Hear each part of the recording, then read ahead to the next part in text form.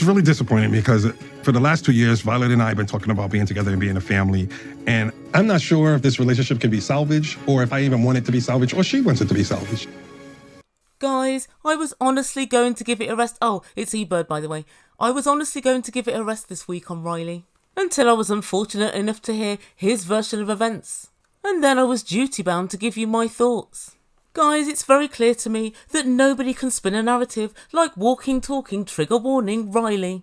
And I think the only real question I have is, does he believe this crap himself? Or does he just think he's tricking us? Guys, it's one to ponder. Yes, that's right, it's 90 Day Fiance before the 90 days. Season 6, Episode 9. And today we're going to be talking about Riley and Violet. But before we get into it, I want to say a massive thank you to everybody who subscribed to my channel. I had 600 new subscribers last month, so thank you so much, guys. But if you're still listening to my videos and you've yet to subscribe, consider doing it. What are you waiting for? It's the most fun you can have for free.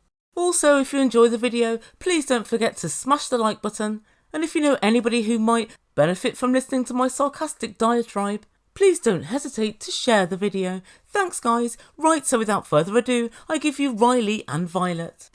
Okay, guys, 5, 4, 3, lights, camera. Bullshit.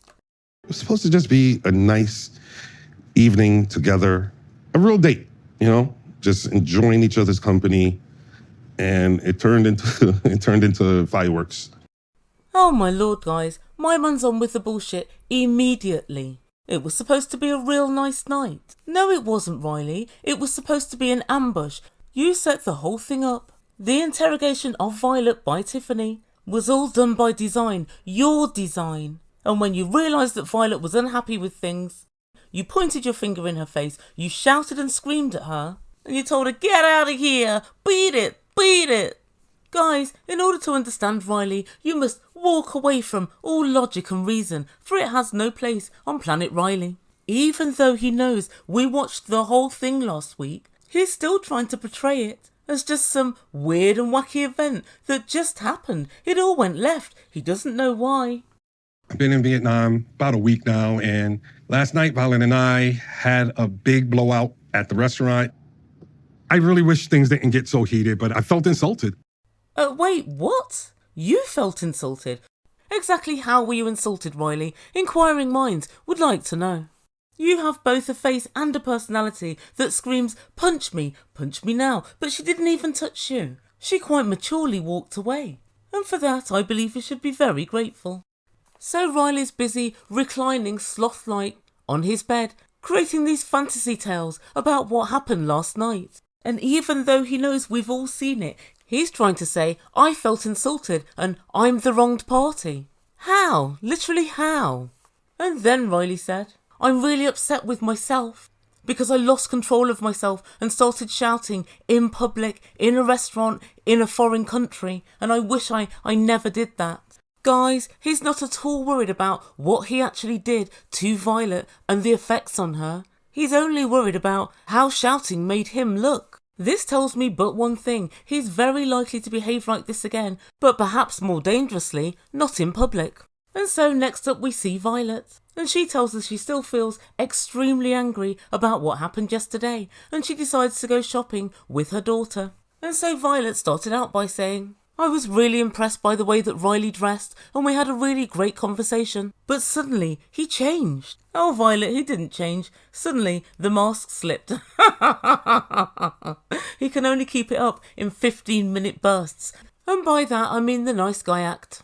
And then Violet told her daughter about how Tiffany tried to interrogate her. And her daughter said, well, maybe he didn't think the friend was going to, I don't know, be so rude. But Violet's not having any of this. She said, no, on the contrary. He was the one forcing me to answer the questions. He should have protected me, he should have had my back, and he should have said, don't you dare speak to my girlfriend like that.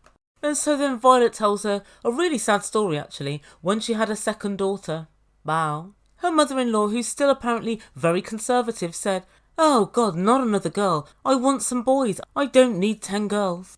And Violet said, I've never forgotten that day, because that's the day when my ex-husband didn't bother to raise his voice to protect me, and I was there, I was postnatal, I'd just had a baby, and he said nothing. And she more or less said, That was one of the reasons why their relationship failed. She said she cannot have a man who doesn't protect her. And it's quite interesting her saying this. I can imagine, were he on your side, that Riley would be an excellent protector. The unfortunate thing is, the person Violet most needs protecting from is Riley himself. Otherwise it would be, a match made in heaven. And so Violet finishes up by telling her daughter that she sent Riley a long text yesterday. But of course Riley hasn't seen it. As we know, he's blocked Violet. Riley, are you fucking 15? It's only kids that do that shit as far as I'm concerned. And so next time we see Riley, he's decided to unblock his phone and read Violet's text. And she said, "You are supposed to protect me. Over here you trample and insult me. You don't deserve to be a man. You marry me, not marry her. She has no right to question me like an interrogation cop. If you come to Vietnam and meet my family is allowed to ask you questions. If I come to your country, your family is allowed to ask me questions. You have an uneducated and unscrupulous attitude. And if you're like that, you should go away." Bloody hell, guys. She's dismantled him. But what does Riley say to all of this? Guys, here's his take. So that sounds like I'm not allowed to ask her questions at all. It's her way. It's everything what she wants. I'm not built that way. What? Yet again, Riley decides to mischaracterise everything that's been said. Guys, I know that nobody is that stupid. He's definitely doing this on purpose. And so he said, "This says that I can't ask her questions. Only she can ask me questions." Well, I don't play that way. She doesn't say that at all. You answered questions from her parents when you were at her house. She will do the same to you. She's not up for answering questions at any given time by any random person. You can say that this girl's like your sister. She's not your sister. It's nothing to do with her, what Violet does. Violet's never met her and doesn't even know her. And also, guys, did you catch that? Because remember when he was busy doing his triangulation last week? And he said, "Why are you looking at me, Violet? It's Tiffany that wants to know. Answer her." Suddenly, it's, "Oh, I can't ask her any questions." Well, what is it, Riley? Was it Tiffany's question or was it yours? Come on now, get your story together. And Riley finishes off the segment by saying, "I don't know if I want this relationship to be salvaged." Yes, you do, Riley. Yes, you do. Nothing gets past the Ebird. I can see her big bunch of red flowers in the corner of your room, obviously sitting, waiting, ready for you to present to Violet. Although the truth be told, it may as well be a bunch of red flags, for that's pretty much what it represents. And back over in the clothes shop, Violet's daughter's saying, "Why don't you just reach out to Riley?" And she said, "No, the whole argument was his fault, so he needs to reach out to me." And then we go back to a bedridden Riley. And he too says he wants an apology from Violet. What for? But he won't be reaching out to her. She will need to reach out to him first. Guys, I've got to say, I'm really eager to know what is it that Riley wants an apology for. I know what Violet wants an apology for being ambushed at a lovely dinner at a beautiful restaurant by somebody that's not even family, talking about something which happened 2 whole years ago. That's what she wants her apology for, but you, Riley, I really don't know. She would have to make an effort to meet with me. She would have to apologize. She would have to do the talking. She would have to explain herself to me. I have nothing to explain to her. Yep, guys, a complete and utter loss. Oh, wait, maybe. The year is 2035. Riley is sadly on his deathbed. There's just one thing he needs to know. Violet, why didn't you delete the app?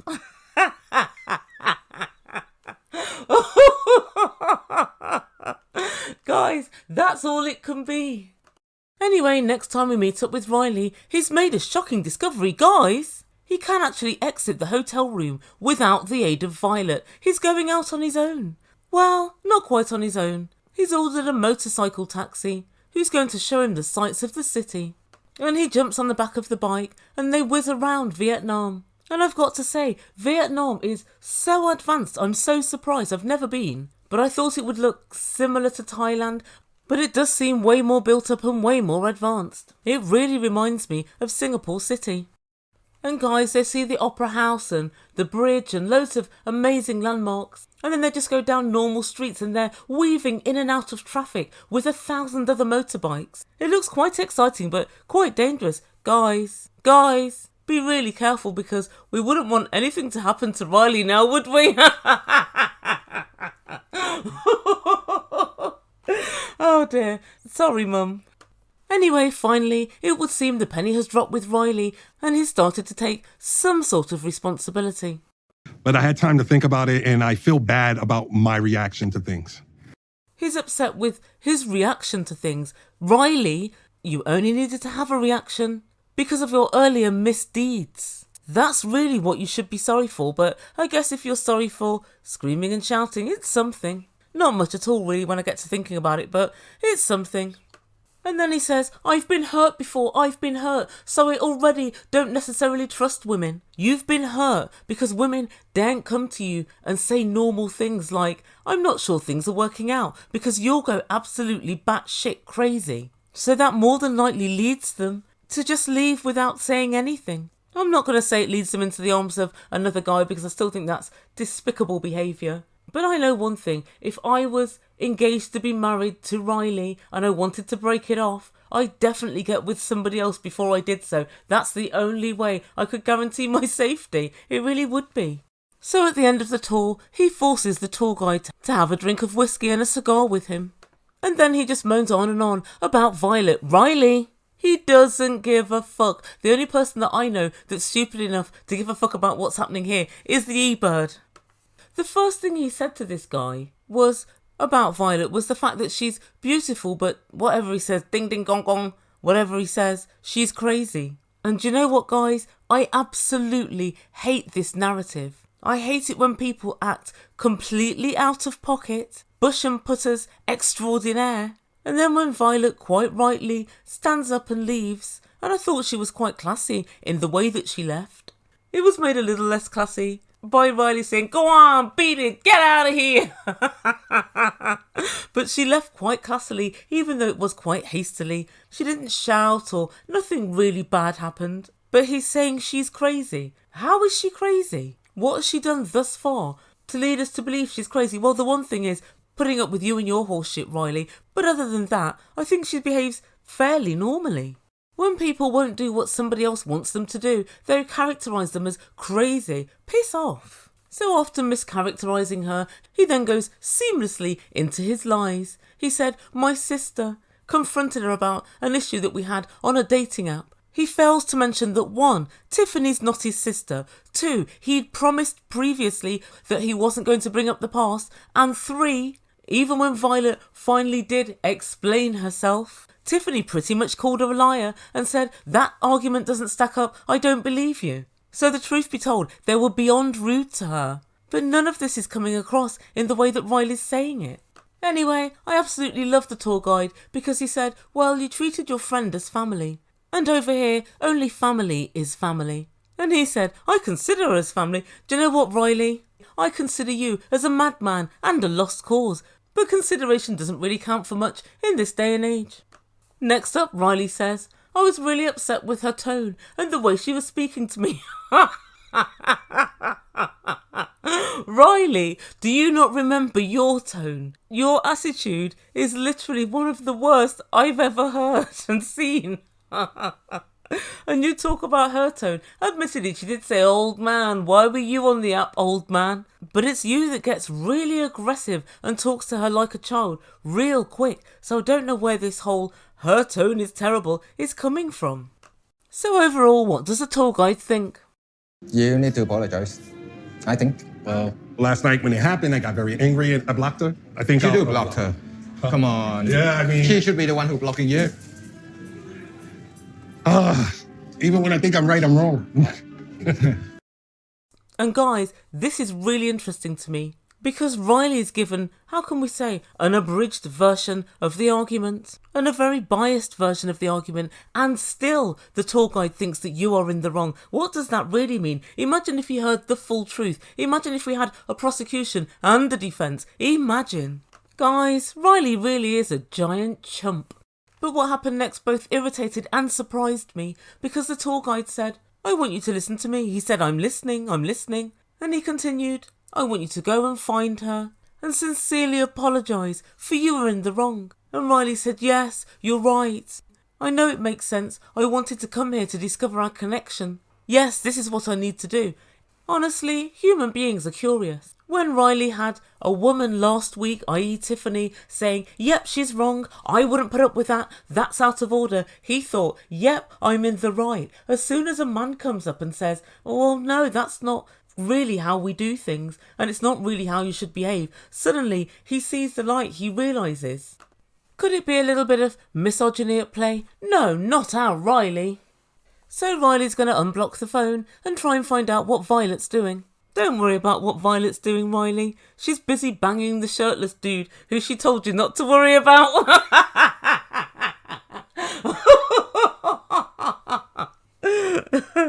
But guys, it wouldn't surprise me. And so he's off to make his apology, and that's where we end things for this week. So what does the Ebird make to all of this? Well, guys, I still think that Riley's a loon. I really do. He's pretty much waiting to pop off at any given opportunity. And it was interesting because at the end of the segment he said to production, I still want to find out about Violet's past, but I think I need to rethink my strategy with regard to Violet. That was a strategy. My God, Riley, how does the army manage without you? That was the worst strategy ever. Get somebody to shout and scream at her while she's in a restaurant, somebody she doesn't know. And all while this is happening, you're conveniently in the toilet. That was your strategy. Oh Lord, Riley needs help in more ways than one. I personally think the best strategy for Riley would be to try and open your eyes and realise that this relationship can't work. It's very clear to me that Violet's with you because she just wants to get to the US of A. I don't really think she particularly likes you. It's quite often true of this franchise, I think, that somebody loves the person and also they want to get to the US of A. I don't see both here. And I felt her daughter was rather quick in saying, Mum, you should apologise to him. And I think that's solely because she wants to get to the States herself. And also Riley needs to open his eyes with regard to himself. Guys, I can see it in him. I know that he knows how to behave and what he should be doing. He just sees a red mist and is unable to do it. I mean, maybe he has PTSD or something. I don't know. Maybe he saw terrible things when he was in the army. But he needs professional help, maybe just anger management. Because I've never known anybody so quick to pop off.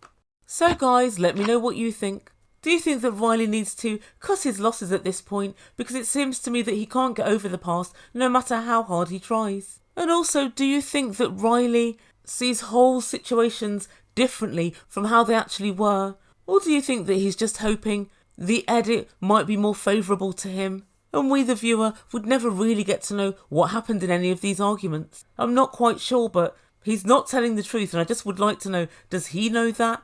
Or is he unaware? I am quite interested to know. So let me know what you think, and I will get on with my next video. Please don't forget to like and subscribe and all of that good stuff. Hit it, press it, smash it, caress it. Subscribe, my friends, subscribe. And also, don't forget to smash that like button. You've been listening to Ebird Online, and I bid you good day.